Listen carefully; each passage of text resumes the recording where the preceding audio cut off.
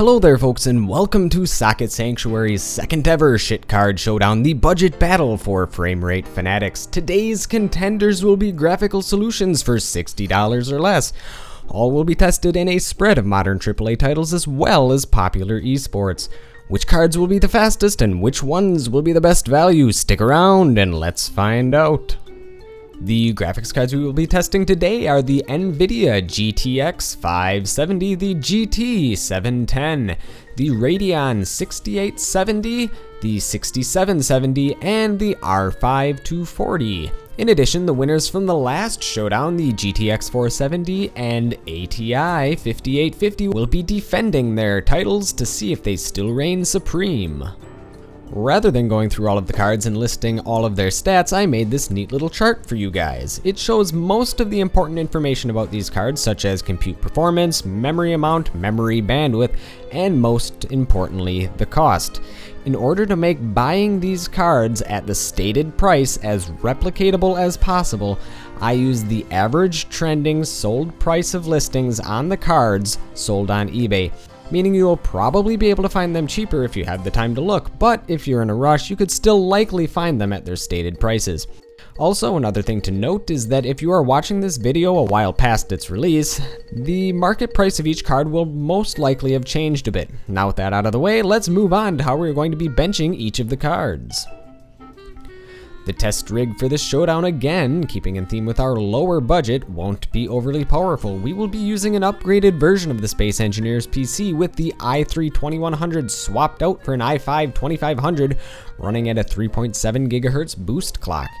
The games that we will be testing will be League of Legends at 1080p max settings, Overwatch 1080p medium settings with a 100% render scale, Fallout 4 1080p on the medium settings, Rise of the Tomb Raider at 1080p on the low preset, Rocket League 1080p max settings, and finally, last but not least, Counter-Strike Global Offensive 1080p max settings. The criteria that we will be judging the cards on are frames per dollar and highest average frame rate. Points will be awarded to the winners, 7 points for first, 6 for second, 5 for third, and so on in that fashion. The card with the most points at the end of the showdown will be crowned the overall winner. Some of you may be wondering why I chose some cards over others, and the reason is because, well, I can't fit all of the cards out there in one showdown. However, if you think a card would make a great deal in the showdown, let me know and I'll do my best to put it in the next one. Also, if you guys have any way that this show formula could be improved, let me know. Critical feedback is always welcome. Well, enough talk, on to the benchmarks.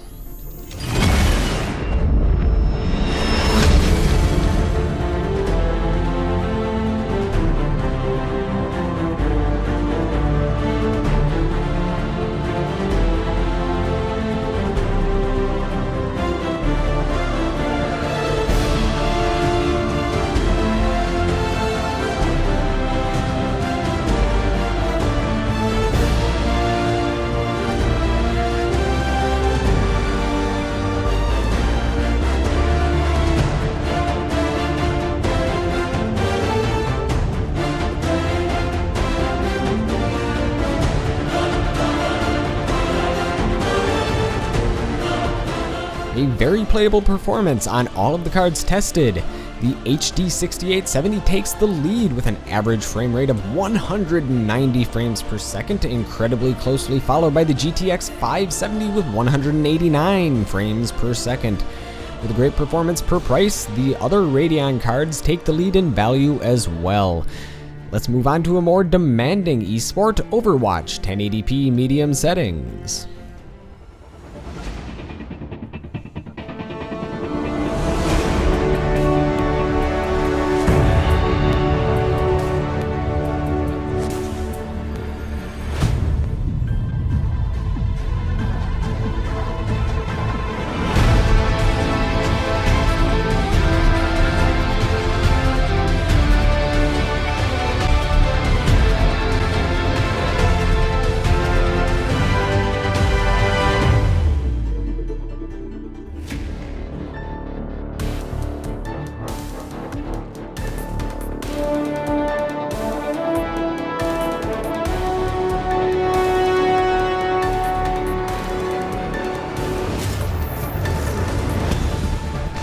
Most of the cards had a playable frame rate at this setting, with the GTX 570 and 470 taking the lead in overall performance.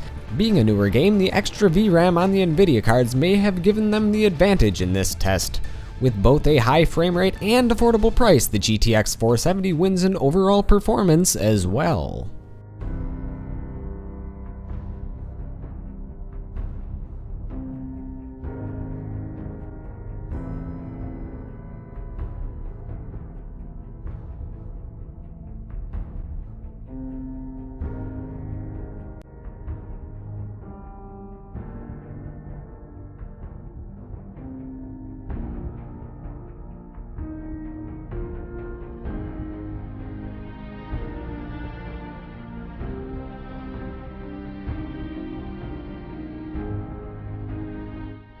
On Fallout 4, we benched it in Sanctuary Hills. In the Wasteland, you can expect to see slightly higher frame rates on these cards, and in the city, you can expect to see similar to slightly lower. With that being said, the 570, 6870, and 470 had a decent frame rate average of over 30 frames per second, making the game quite playable at these settings. The 5850 managed a great value of 0.88 frames per dollar, with the 470 following closely behind with 0.83 frames per dollar. If these settings or resolutions were lower, the 5850 could have managed a quite playable experience in this game. Again, with little surprise, the 710 and R5 240 are bringing up the rear in both value and performance.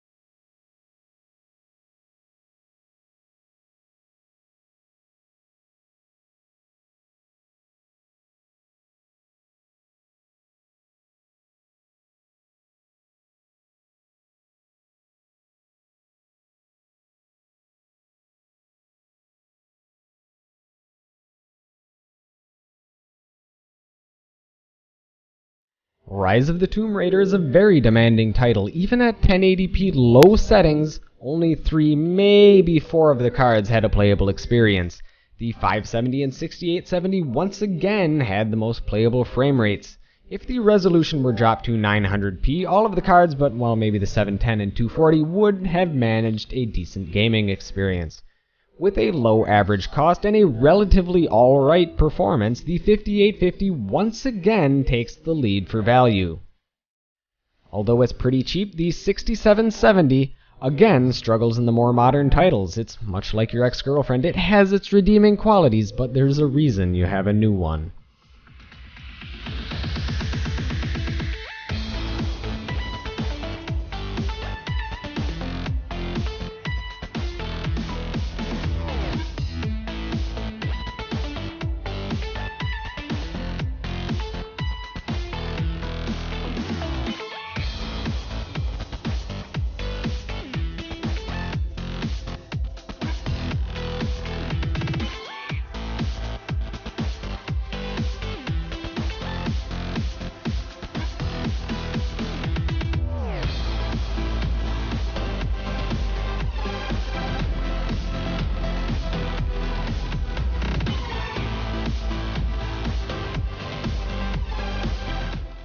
Rocket League had a great performance with all of the cards tested except for the 2 lower end ones at these settings.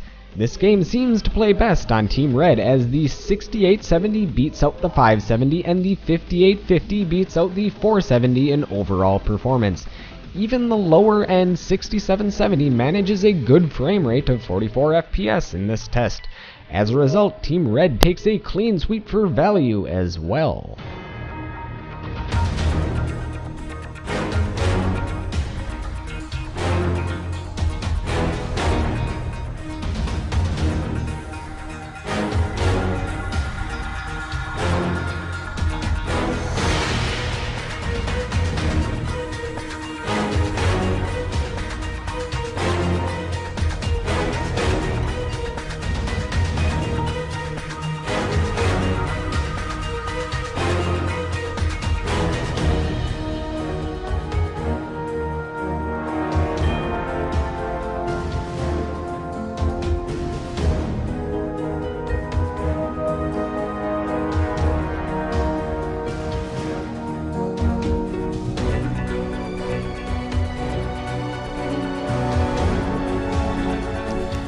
This bench was incredibly surprising. Unlike the last shit card showdown, the CPU clearly wasn't bottlenecking these cards, allowing them to reach their full potential.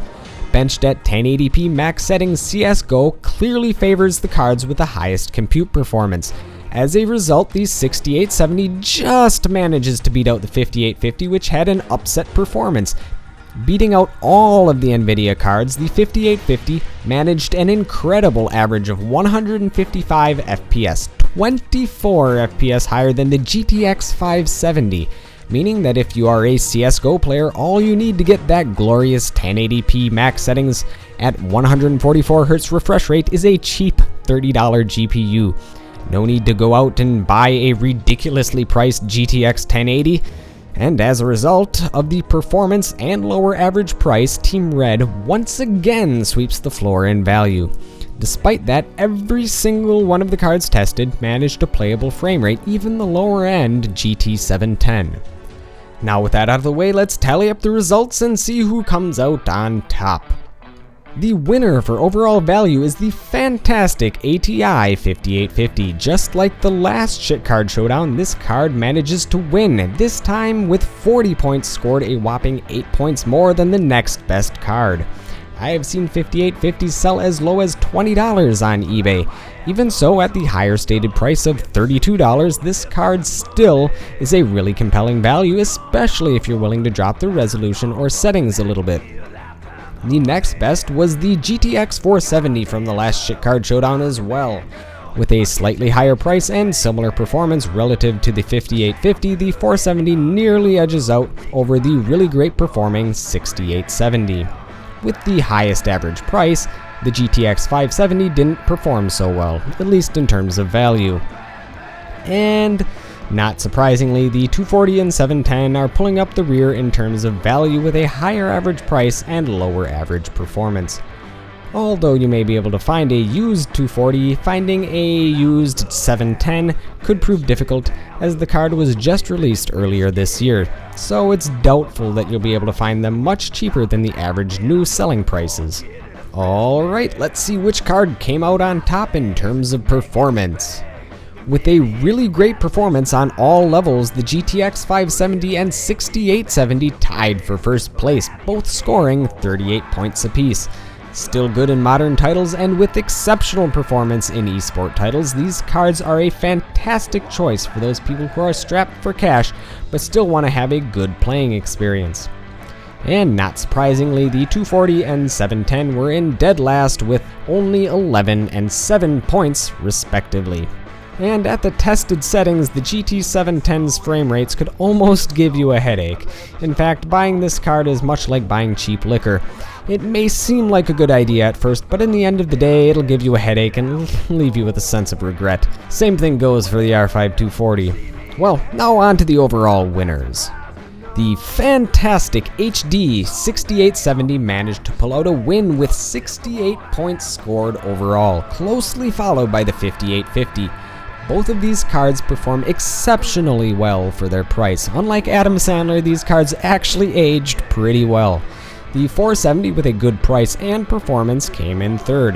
The GTX 570 had a really great performance, but due to its high price only managed to score 59 points. Although great in modern titles, its price isn't competitive with the equally as good 6870. And the 6770 was a great deal, however struggled to give good performance at 1080p, leaving it in 5th place with only 45 points scored. The R5 240 managed to beat out the GT 710 with 22 points. Both are competing single-slot power-efficient cards, and as a result, if you were to have to buy something in that category, the 240 would be the winner. Even so, they are still really poor options if you have the option to get something else. So there you go. If you're looking to buy a new GPU for the sub $60 price, the 6870 is probably the best bang for your buck. Well, that is unless you guys have another suggestion, and as always, I'm always open to them, so feel free to let me know.